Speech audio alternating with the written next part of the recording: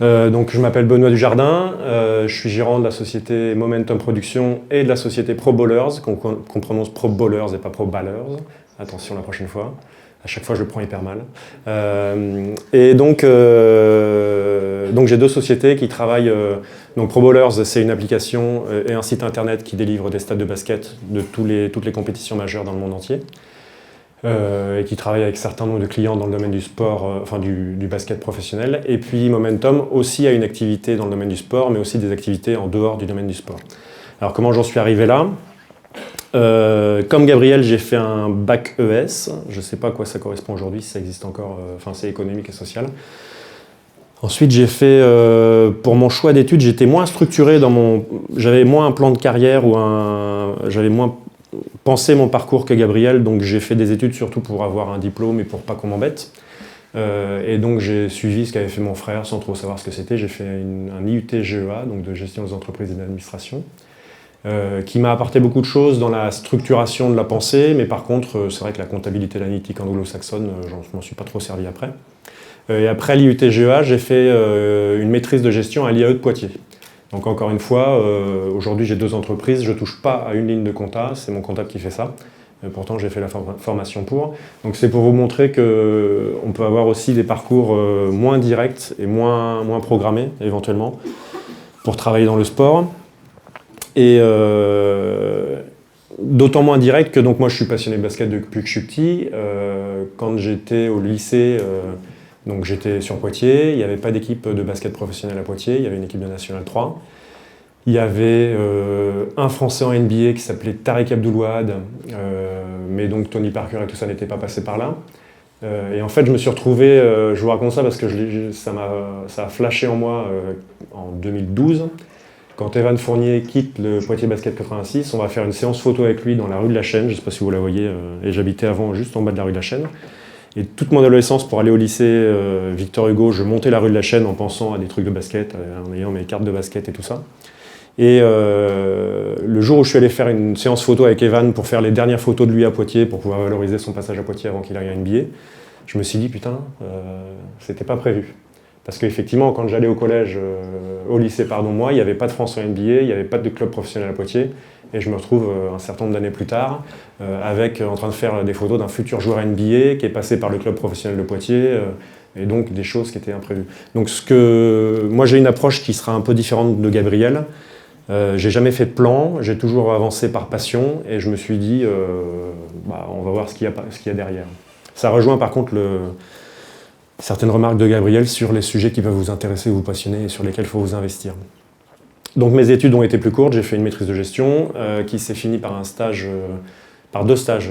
Donc la maîtrise, à l'époque, ça se faisait en 2 ans. Il n'y avait pas de licence et maîtrise, on finissait le bac plus 2, on passait directement au bac plus 4 en faisant 2 ans. La première année, un stage obligatoire à l'étranger. Donc je suis allé dans l'université de Saint-Louis, dans le Missouri, aux États-Unis, où j'ai appris la programmation HTML. C'était l'époque où Internet était tout neuf. Et oui, je suis vieux. Ça se moque là un peu dans les travailler. Et donc, il n'est plus là derrière. Et en deuxième stage, j'ai fait un stage dans une agence parisienne de marketing digital à l'époque déjà. Enfin, le marketing digital, ça se limitait à l'époque à faire un site internet. Et j'ai été recruté à la fin de mon stage pour avoir la gestion d'une équipe de production, donc des développeurs, des graphistes, pour la création de sites internet et aussi la gestion des publicités pour le groupe IBM partout en Europe. Donc c'était un job très prometteur, mais qui ne m'a pas trop plu parce que j'avais pas de vie. C'était à Paris, j'étais au 9e étage sans ascenseur avec des toilettes sur le palier. Et Gabriel, fais un peu moins de bruit s'il te plaît.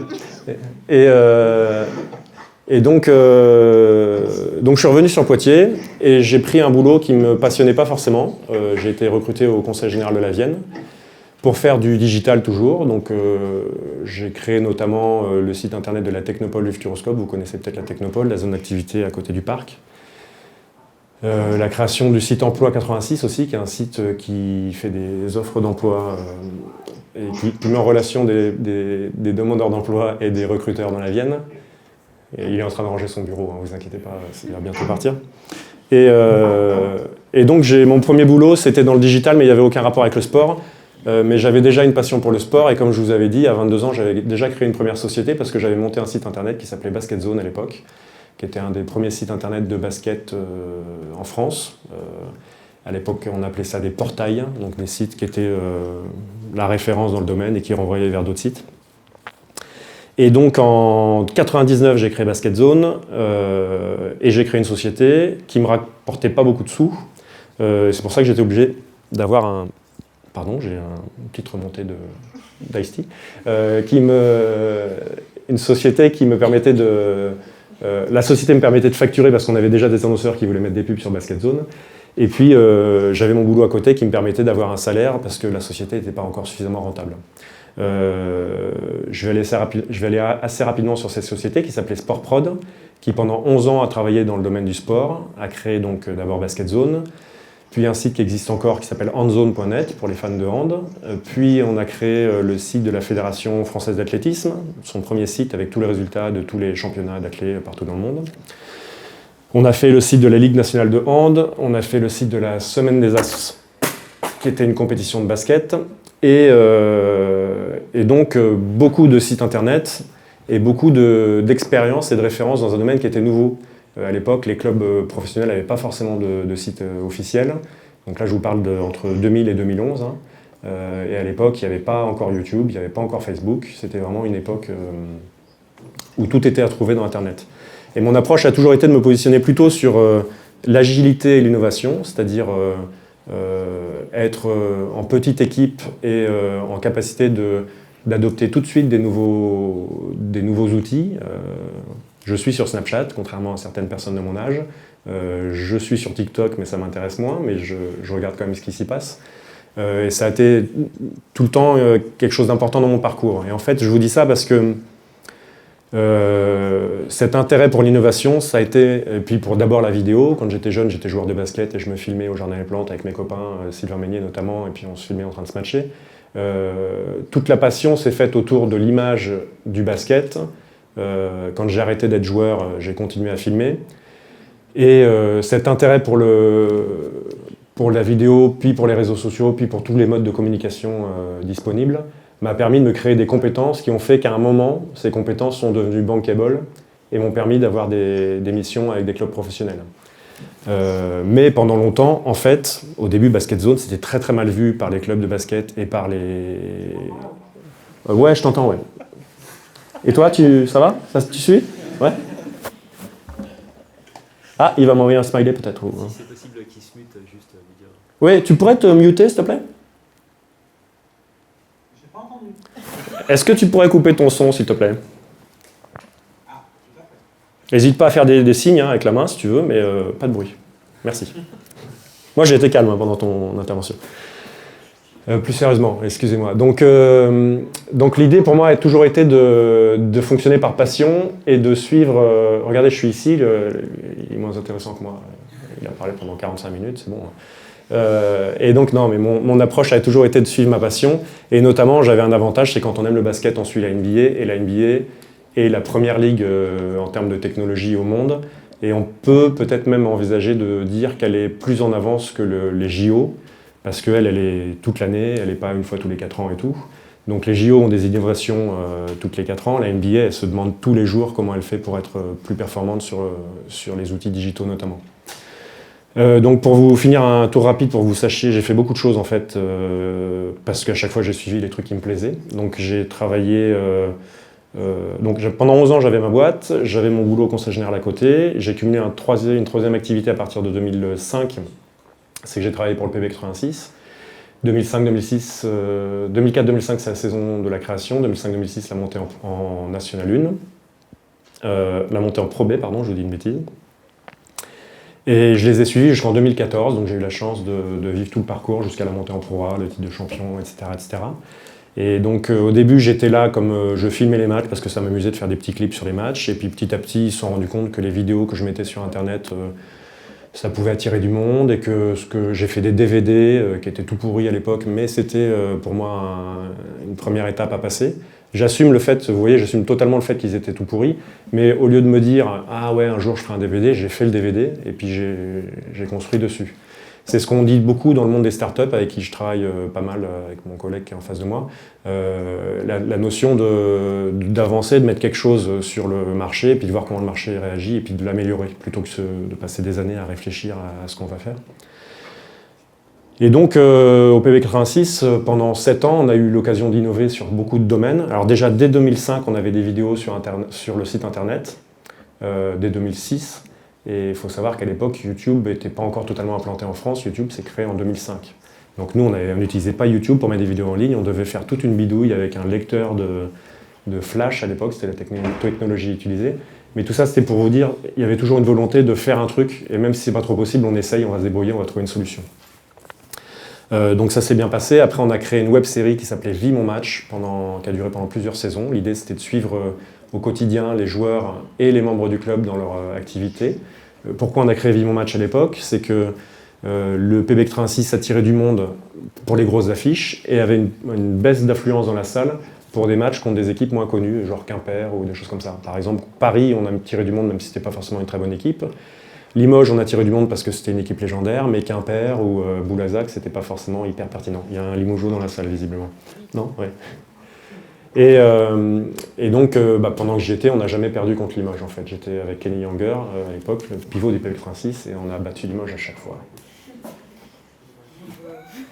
Et donc, pour revenir à mon propos, on a créé Vie mon match à l'époque, pas juste pour se faire plaisir, mais on s'est dit, tiens, comment on fait pour que des gens viennent régulièrement le samedi soir à la salle, même quand c'est un match qui est censé être moins important.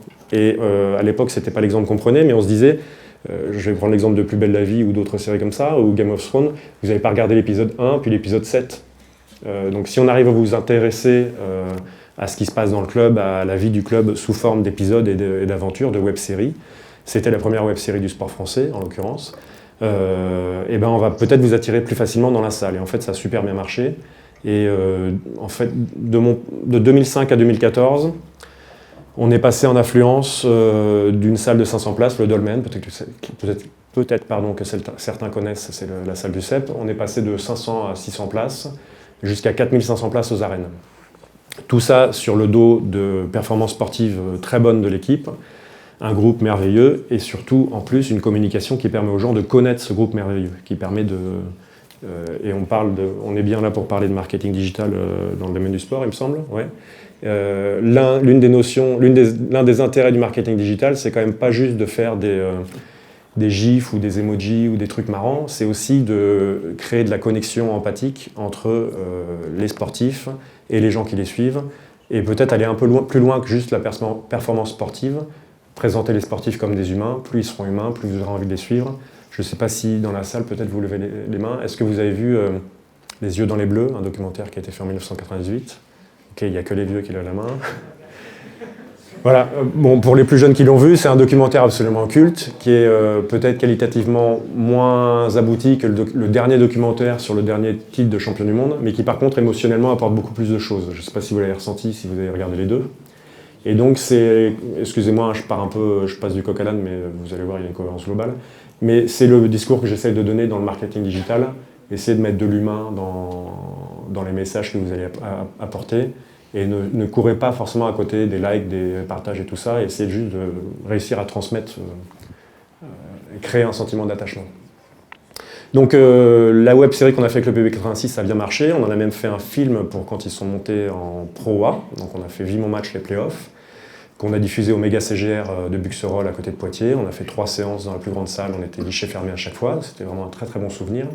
Et c'est aussi ça des moments qui sont le marketing digital ou le numérique se reconnecte avec la réalité. On était dans la salle, il y avait les joueurs, les gens pouvaient revivre les matchs auxquels ils avaient assisté dans la salle, revivre les sensations, la Madeleine de Proust, je ne sais pas si on en parle dans votre génération, mais donc revivre des souvenirs, des émotions. Et c'est aussi le but du marketing digital, et notamment de la vidéo, et c'est de faire remonter des émotions et de continuer de renforcer l'attachement au club, au sport ou à l'athlète que vous suivez. Il y a un exemple très récent, c'est que Sylvain Meignier, un basketteur de Poitiers, a eu son maillot retiré ce week-end. Donc ils ont honoré son passage en disant « on va retirer ton maillot, plus personne ne pourra avoir le numéro que tu portais ». Et donc le club a pu faire une vidéo en reprenant notamment des images que j'avais fait à l'époque. Moi je ne travaille plus avec eux, mais Et on voit dans ces vidéos, on revit tous les moments de la carrière de Sylvain, et c'est autre chose de remontrer les images que de juste dire il a été champion telle année. Là, quand on le voit en train de pleurer parce qu'il est champion, c'est quand même quelque chose de différent. Et après, il a fait des études à l'université de Poitiers en maîtrise de management. Voilà, Sylvain a fait des études à l'université de Poitiers en maîtrise de management du sport, et ça lui a permis d'avoir une carrière formidable parce qu'il a été très bien formé. C'est bon? Ouais, ok. Et je vous parle de Vie Mon Match parce que mon passage au PB et toutes les innovations qu'on a pu mettre en place. L'autre chose, à l'époque, j'étais chargé de com en externe, donc mais j'étais payé par le club. J'étais en statut d'auto-entrepreneur, donc j'avais mon boulot, et puis en plus, j'étais à 80%. J'avais ma boîte Sport Prod, et en plus, j'avais cette activité avec le club. Et la volonté était vraiment d'être toujours présent sur les innovations, et en fait, d'être attentif à où est-ce que l'attention se porte. Aujourd'hui, l'attention se porte pour vous, a priori, plus sur Instagram que sur Facebook, beaucoup plus sur Instagram que sur Twitter, et beaucoup plus que sur Instagram que sur TikTok. Par contre, si vous avez des petits frères et des petites sœurs, eux, ils sont plutôt sur TikTok, a priori. Je ne pense pas dire trop de bêtises. Et donc, dès ce moment-là, la volonté que j'avais au sein du PB86, c'était d'être présent sur ces plateformes où il y a l'attention pour remplir la salle et partager notre aventure avec les spectateurs. Et en 2008, Facebook arrive en France, 2008. Et en 2009, on était le premier club français à être sur Facebook. Et de 2010 à 2012 ou 2013, on était le club avec le plus de fans sur Facebook, loin devant Limoges, par exemple. Je vais te la faire à chaque fois. Et alors qu'on était un club qui avait un moins bon palmarès, de moins bons résultats, mais on était actif sur la communication, on essayait de partager notre aventure avec les spectateurs. Et donc, ce lien qu'on a su créer nous a aussi, a été super positif. Et c'est pas le chiffre d'être le premier sur Facebook, c'est l'idée d'être, à l'époque on devait déjà être 12 000 fans. Quand on a une salle de 3 000 places à remplir, plus de 4 000, plus de 5 000, et qu'on a une communauté très active, c'est plus facile. Ce passage à Poitiers m'a permis de me faire connaître dans la France du basket. Donc, je ne sais pas si ça se sent dans mes propos, mais à aucun moment donc j'avais de plan. Moi, j'ai juste avancé en me disant tiens, ça serait cool de se mettre sur Facebook, tiens, on va faire du match, tiens, on va faire ci. Et en fait, en créant et en étant entreprenant, j'ai eu des opportunités qui sont venues à moi. Donc certains diront j'ai eu de la chance, moi je ne pense pas du tout. Parce que si je n'avais pas fait des choses et si je n'avais pas été disponible pour recevoir ces opportunités, je ne les aurais pas eues. Et donc j'ai ensuite travaillé pour la Ligue nationale de basket, j'ai travaillé pour l'équipe de France de basket, on a fait 2 web-séries, 2 étés de préparation avant des championnats.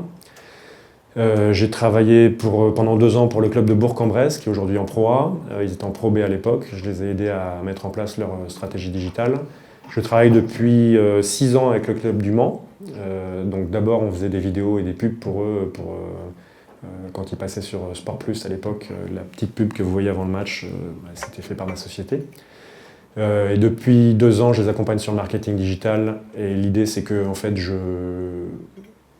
j'ai aidé au recrutement, à la supervision et à la formation d'un alternant qui est devenu salarié à plein temps, community manager, et qui est très très bon.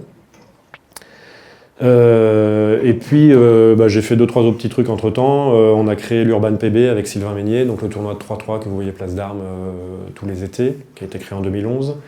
Ça a poussé à la création d'une société en 2016 qui s'appelle 305 et qui a organisé aussi les championnats d'Europe que vous voyez place d'Armes. Je me suis un peu retiré de cette activité parce que j'avais beaucoup de choses en même temps. En 2014 aussi, j'étais dans les actionnaires fondateurs de Bibasket, donc les fans de basket le connaissent peut-être, c'est le site d'information le plus connu sur le basket en France.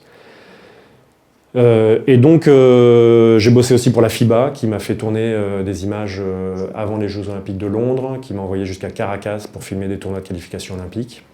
Et tout ça s'est fait parce que en fait, ça a commencé rue des Trois-Rois à Poitiers, dans ma chambre. Quand j'étais jeune, j'ai commencé à coder un site qui était tout pourri à l'époque, mais qui était le premier, qui était Basket Zone, et qui est devenu un peu mieux, puis encore un peu mieux, puis après j'ai fait des choses plus abouties.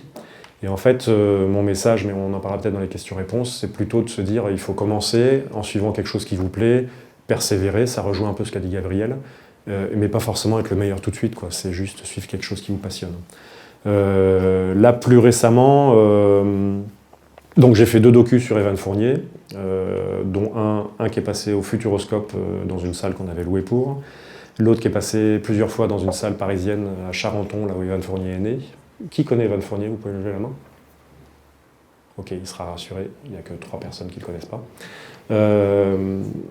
Les documentaires sur l'équipe de France m'ont fait aller chez Tony Parker, m'ont fait aller au final de championnat d'Europe en 2011 où on a perdu, et j'étais dans les vestiaires après le match. Les joueurs n'étaient pas au courant que je devais venir filmer, donc j'ai failli me faire dégager des vestiaires par Joachim Noah, je ne sais pas si vous connaissez, mais il est grand, il est costaud. Et puis en 2013, j'étais en Slovénie pour la victoire, le titre de champion d'Europe. Et je vous parle de ça parce que moi je suis un fan. À l'origine, je suis un fan de basket. Et donc, pour aller dans ce que dit Gabriel, il ne faut pas être trop fan, il faut savoir à un moment prendre son recul, et puis savoir quelle est sa place. Mais moi, ça ne m'a pas empêché d'être fan pendant toute l'époque où j'étais au PB 86. J'étais pote avec les joueurs, j'essayais de garder la distance qu'il faut, mais j'étais dans la passion et dans le partage.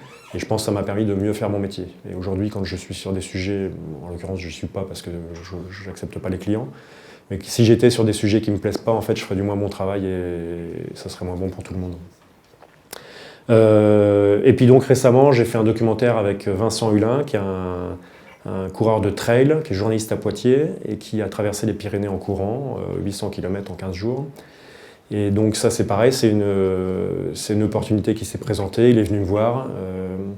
Une grosse société de production lui avait dit on va faire un documentaire sur ta course, une course qu'il a préparée pendant 2 ans, parce que vous imaginez le trail, donc on court dans les chemins, on dort dans la montagne, sous sa tente, si on a le temps de mettre la tente. Enfin, c'est vraiment une épreuve atypique et difficile.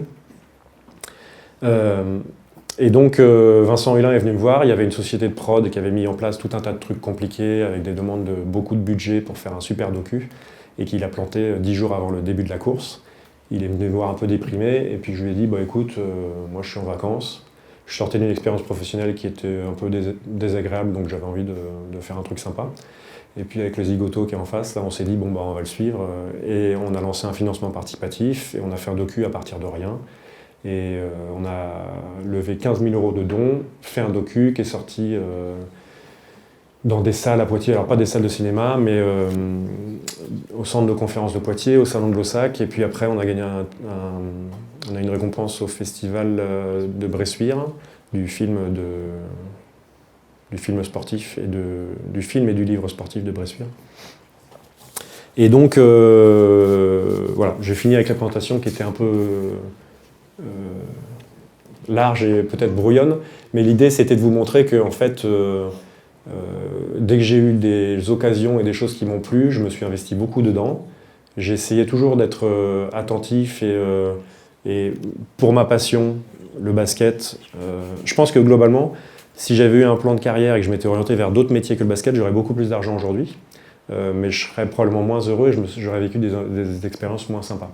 Mais je vous dis ça parce qu'en fait, toutes les idées que j'ai pu avoir, je les ai lancées sur le basket et appliquées sur le basket parce que c'était mon moteur, ma passion. Il y a 2 choses, le basket et la vidéo. Et donc à chaque fois, j'ai essayé de mélanger les 2. Et l'intérêt, c'est que, 1, en regardant ce qui se passe du côté de la NBA, 2, en me disant, tiens, bah, ça me ferait kiffer de le faire pour le petit club de Poitiers. Bah, voilà, je me suis créé des expériences. Et voilà, aujourd'hui, le dernier truc en date qui est un peu plus national, on va dire, c'est que j'étais responsable de la commission qui travaillait sur le projet marketing digital pour l'avenir de la Ligue nationale de basket, et où je me suis retrouvé avec des gens de grandes entreprises, et c'était moi le responsable de commission, ce qui m'a donné un peu l'impression d'être un usurpateur. Mais au final, c'est dans des moments comme ça que je me suis rendu compte que finalement j'avais des compétences, mais que j'avais développé un peu tout seul dans mon coin. Et voilà, aujourd'hui j'essaie de continuer à me faire plaisir en travaillant et en faisant du marketing digital, beaucoup dans le domaine du sport. On va arriver aux questions, parce que j'ai envie de boire. Ouais. Déjà pour commencer, je voudrais vous rappeler que Limoges, nous, on est en Pro A. Voilà. Je ne travaille plus avec le PB 86. Ah oui. Par contre, j'ai été champion de France avec Le Mans il y a 2 ans. Ce qui est bien aussi. Oui. Ça va, je t'ai pas fait chier. Ça partait un peu dans tous les sens par contre. Ouais. Mais ça va, on suivait. Ouais. T'aimes bien quand je t'insulte en public ou pas? Enfin, quand je sauterai 2 zigotos et tout, ça te plaît? Alors, Pro Bowlers. Donc, je vais aller plus loin dans le modèle économique de Pro Bowlers. Donc, Pro Bowlers, ça correspondrait à ce qu'on pourrait appeler une start-up, sauf que comme on a d'autres activités, on prend un peu notre temps, ça existe depuis 4 ans, il n'y a pas la courbe comme les start-up. C'est une base de données qui a tous les matchs des plus grands championnats du monde donc championnat domestique de chaque pays, depuis les années 2000 et on travaille encore sur le passé. Il y a une application qu'on peut télécharger sur son smartphone et sur laquelle on peut mettre une très bonne note dans l'Apple Store. Et c'est aussi disponible sur Android, bien sûr. Cette application, ça permet aux fans de basket de choisir les joueurs qu'ils veulent suivre. Et aujourd'hui, comme en fait, par exemple, en France, les joueurs de l'équipe de France sont partout, sauf dans le championnat français, ça vous permet de recevoir des alertes à chaque fois qu'un joueur joue et qui vous dit, bah voilà, le résultat du match c'est ça, et tel joueur il a mis tant de points, etc., etc. Ça, c'était le modèle de départ, le modèle de développement qu'on avait visé au départ. Et puis on a fait, comme on dit dans le monde des startups, un pivot. Donc quand on pivote, bah, c'est comme dans le sport, hein, ça veut dire on se réoriente.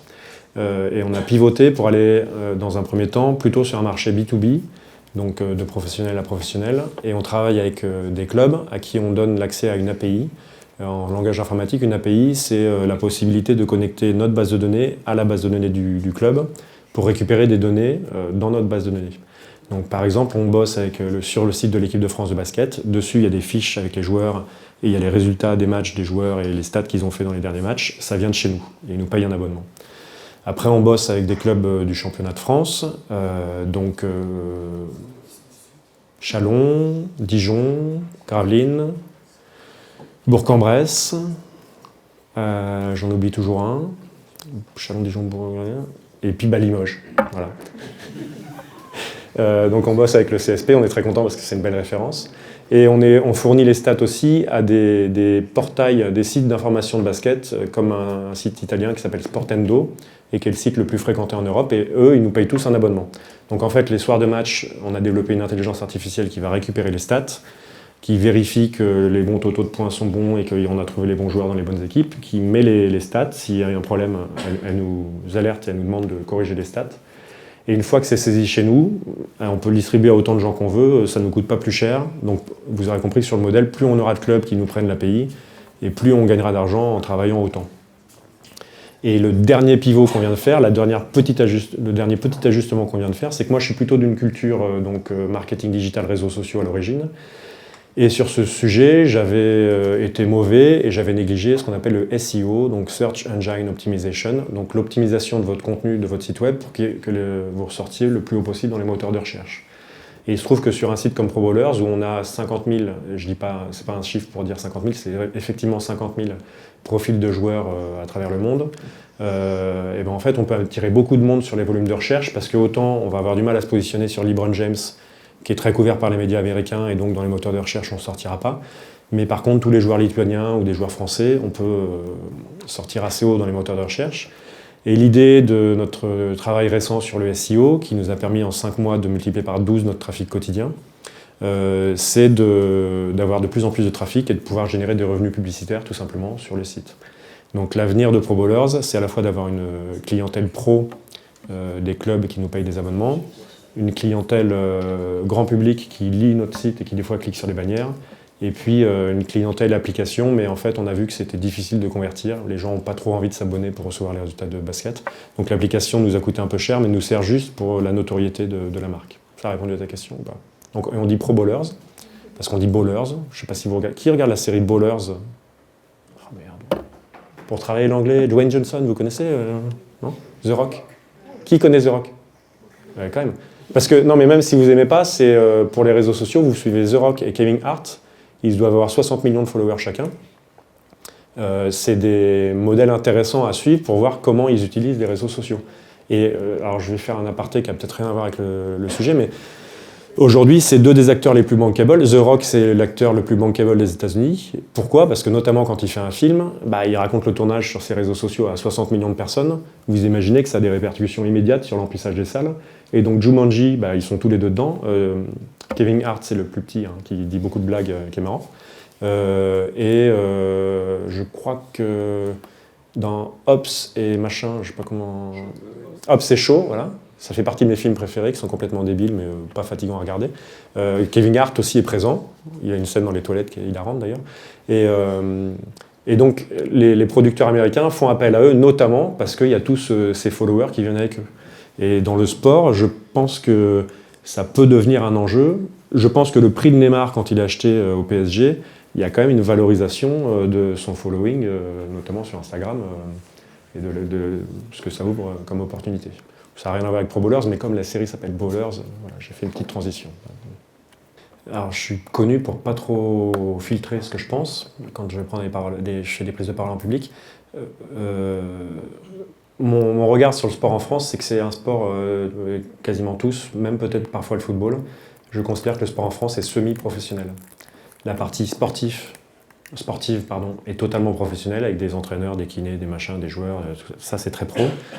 Sur l'autre partie, si vous voulez y bosser comme on essaye, il faut se battre, parce que les clubs et les joueurs n'ont pas toujours compris l'intérêt de la visibilité, de ce que ça peut rapporter. Alors, la première chose sur laquelle je veux rebondir sur ce que tu as dit, créer de l'empathie avec les fans, ça autorise. Moi, j'ai un souvenir au basket, ça doit être 2012 ou 2013. Le PB86 est en Pro A, il vient de perdre 10 matchs de suite. Et le 11e match, on fait guichet fermé aux arènes. Donc le truc totalement improbable si on avait fait que du résultat sportif. Et on était donc on a perdu ce match d'ailleurs. Et ouais, ça arrive. En fait, on a perdu ce match et on n'a même pas été sifflé parce qu'on avait réussi à créer de l'empathie entre le public et les joueurs, parce que les joueurs partageaient leur aventure, racontaient quand c'était difficile, donc ce que tu suggérais un peu tout à l'heure. Et quand on rentre dans l'intimité, effectivement, il faut mettre des limites, et puis il ne faut pas s'imaginer qu'on va tout montrer sur la vie du joueur. En général, il y a une discussion, qu'est-ce qu'on montre, qu'est-ce qu'on montre pas, qu'est-ce que tu veux pas avoir. Mais quand on crée cette connexion, les sportifs commencent un peu à le comprendre, mais ont du mal à l'intégrer.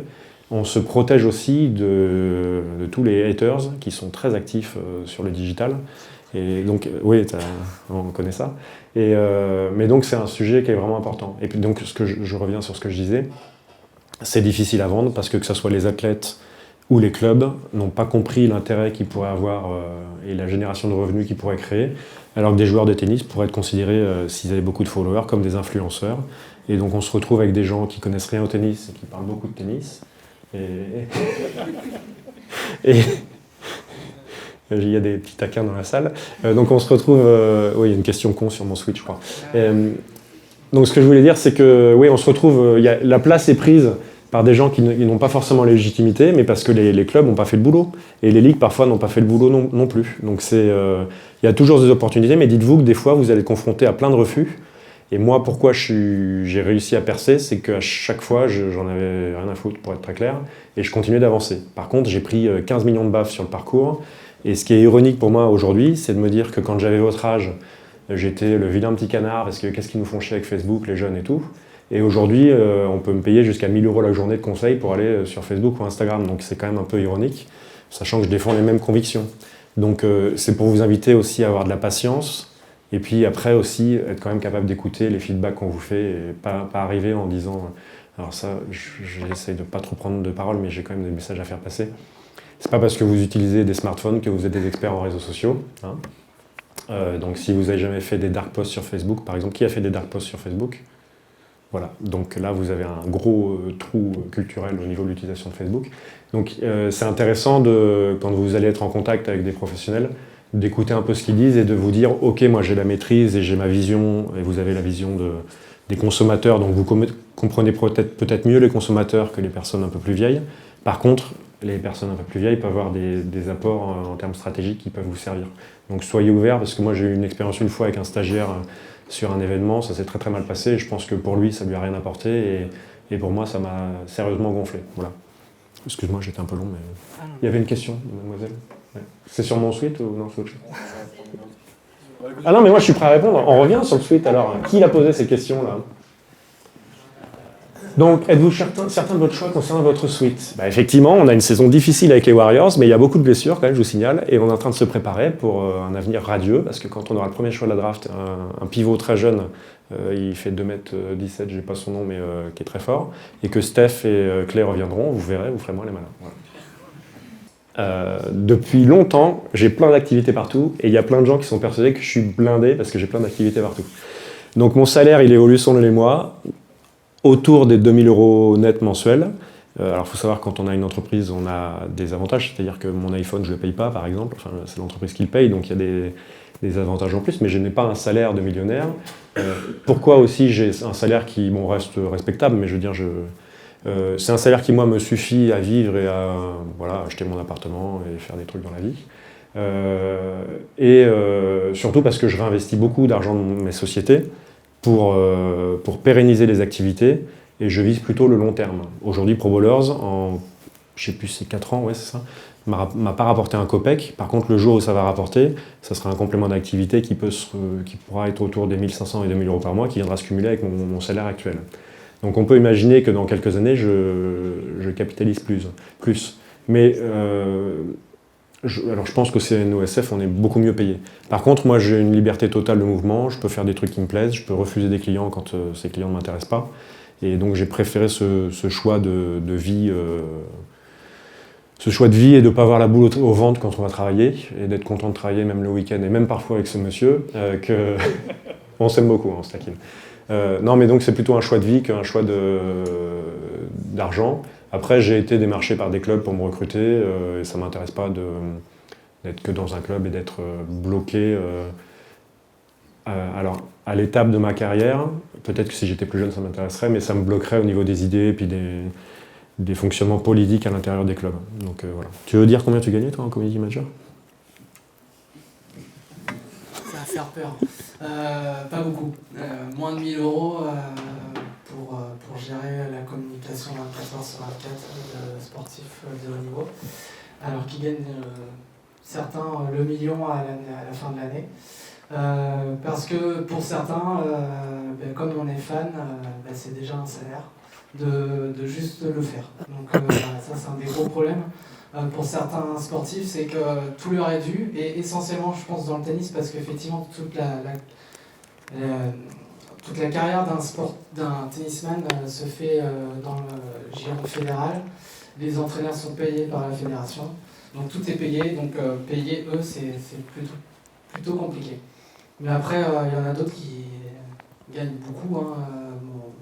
Le principal concurrent fonctionnait très bien, mais lui il était là depuis très longtemps, depuis quasiment 2010, avec avoir sorti le premier site internet de Tony Parker, il me semble, et l'avoir accompagné. Donc il avait une légitimité énorme, et il raflait effectivement tout le marché parce qu'il se permettait aussi d'accompagner des sportifs tout jeunes gratuitement, et de les accompagner le plus longtemps possible pour qu'après ils deviennent des clients. Mais effectivement, le salaire, il faut, dans un premier temps, il ne faut pas y aller pour le salaire, si on veut être community manager.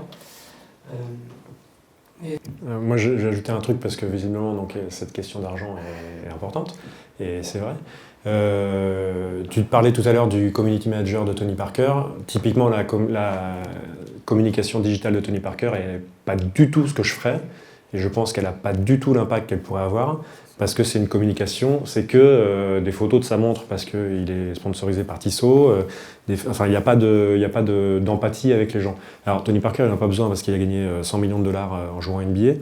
Mais c'est vrai que, et je dis ça aussi parce que je ne suis pas sûr que le métier de ton concurrent soit si fun que ça. Après, il y a la question à vous poser, est-ce que je veux beaucoup d'argent parce que l'argent, c'est ce qui fait la vie? Ou est-ce que je veux prendre plaisir dans mon travail, rencontrer des gens, partager des... Moi, j'ai aussi des opportunités avec des sportifs que j'aime pas forcément et qui voudraient juste faire des thunes. Et moi, ça m'intéresse pas parce que je vais passer du temps à bosser pour quelqu'un que j'aime pas et enfin, il n'y a pas de sens, quoi. Donc, je sais que vous êtes une génération qui aussi est plus en quête de sens que les générations précédentes. Peut-être pas tous, hein, mais et je pense que c'est important de se le dire. Ça, enfin voilà, moi, je n'ai pas l'impression de travailler quand je viens travailler, en l'occurrence.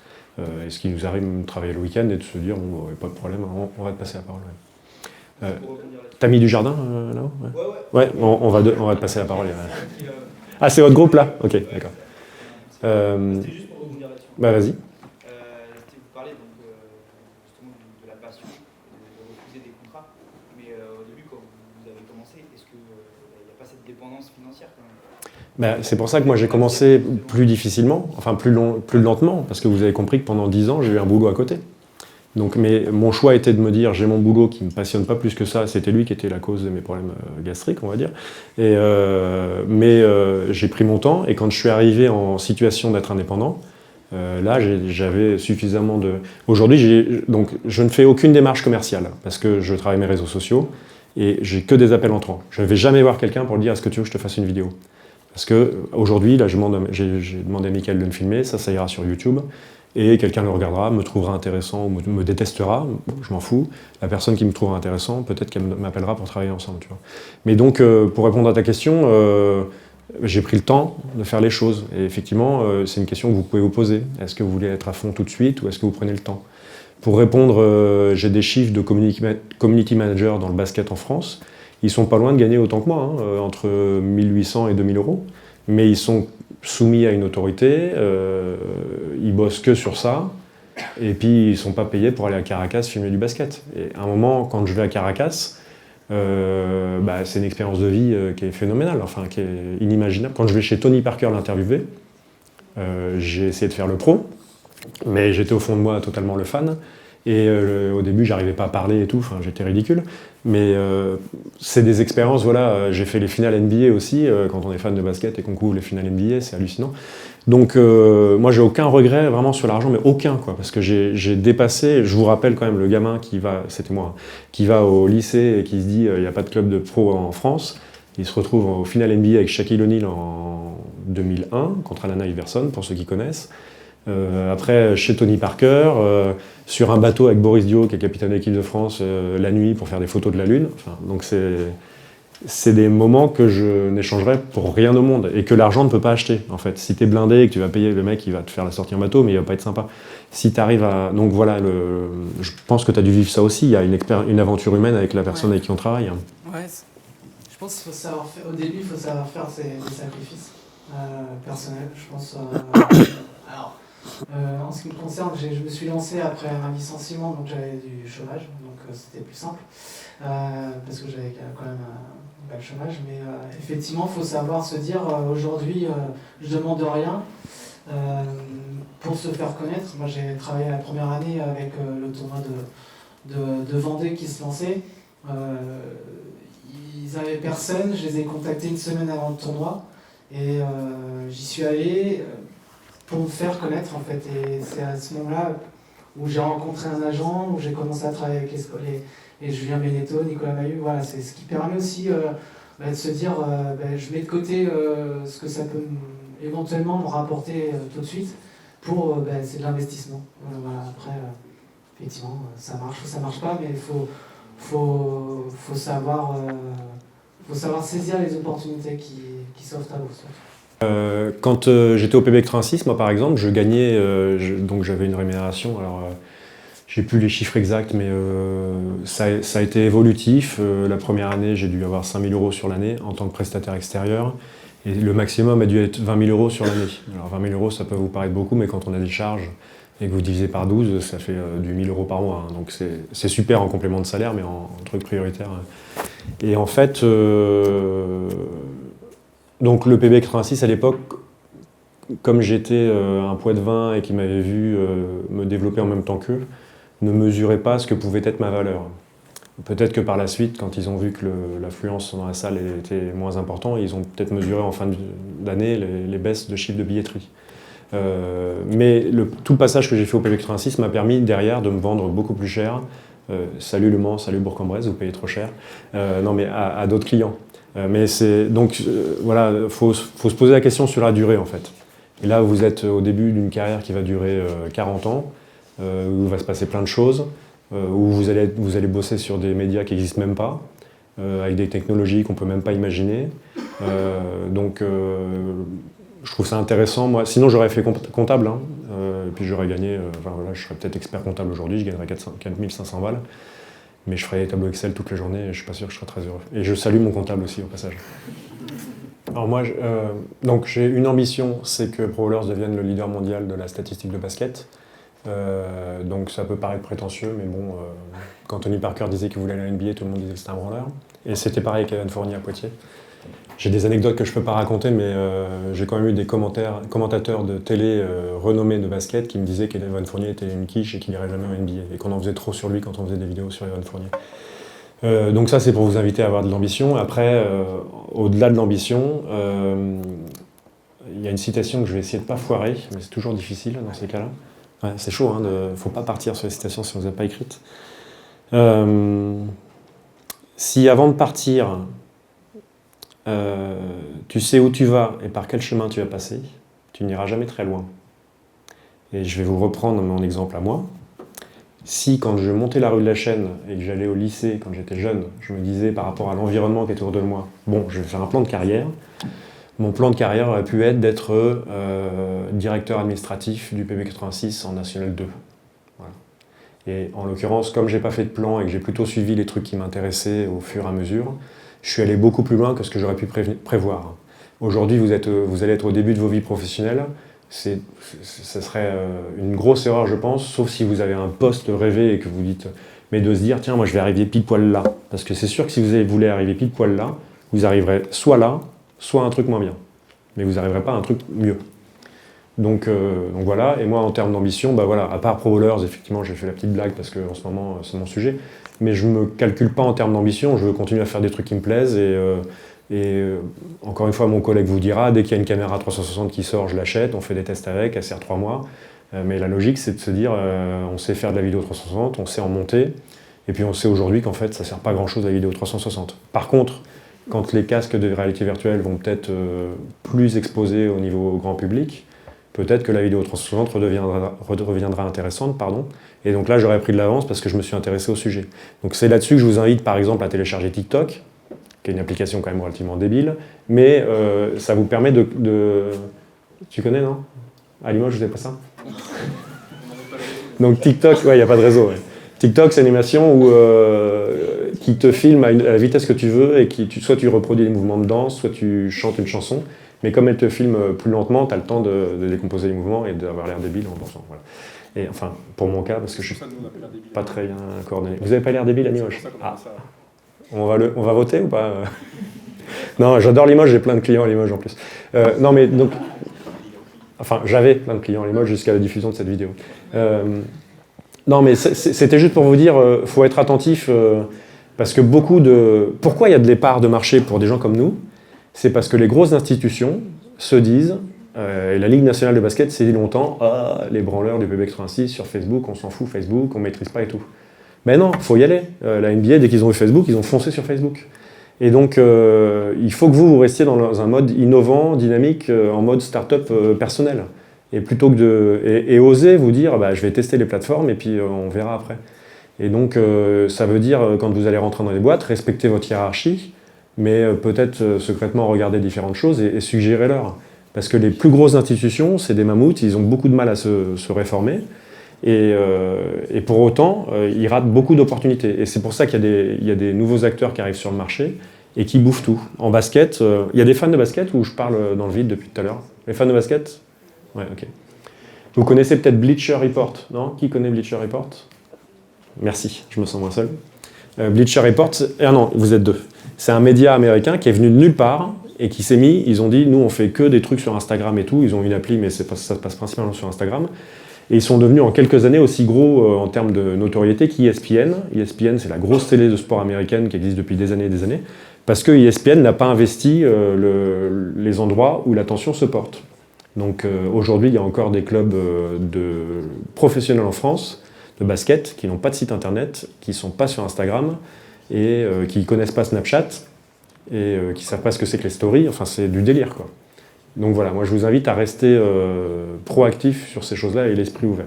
Vous n'êtes peut-être pas fan de Taylor Swift par exemple, mais dites-vous que ces gens-là, dans la pop culture, notamment du côté des États-Unis, ils ont un peu d'avance, hein, mais Beyoncé et tout ça, mais suivez-les et dites-vous, quand vous regardez les publications, mais comment ils font leurs publications, qu'est-ce qui se passe, pourquoi celle-là marche mieux que celle-là, pourquoi en ce moment elle est en train de me mettre que des publications comme ça, parce que souvent ces gens-là ont de l'avance sur l'univers plus classique, les stars de l'entertainment. Donc, ouais, moi je dirais The Rock, Kevin Hart, Taylor Swift, puis après, Beyoncé, Kim Kardashian, voilà, c'est super. En plus, ça va élever votre niveau de QI, ça va être génial. Mais c'est la personne qui...